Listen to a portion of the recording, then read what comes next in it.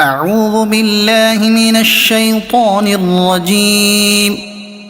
بسم الله الرحمن الرحيم. هل أتاك حديث الغاشية؟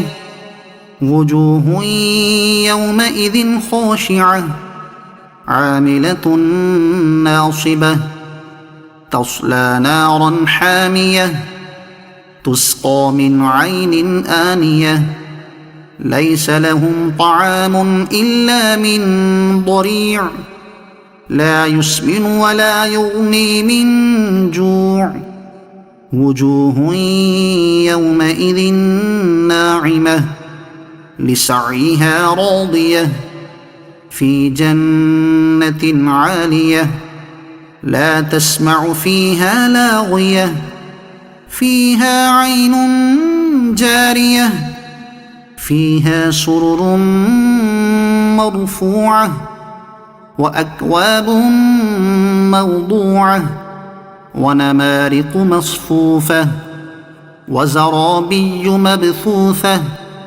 أفلا ينظرون إلى الإبل كيف خلقت وإلى السماء كيف رفعت وإلى الجبال كيف نصبت وإلى الأرض كيف سطحت فذكر إنما أنت مذكر لست عليهم بمسيطر إلا من تولى وكفر فيعذبه الله العذاب الأكبر إن إلينا إيابهم ثم إن علينا حسابهم. صدق الله العظيم.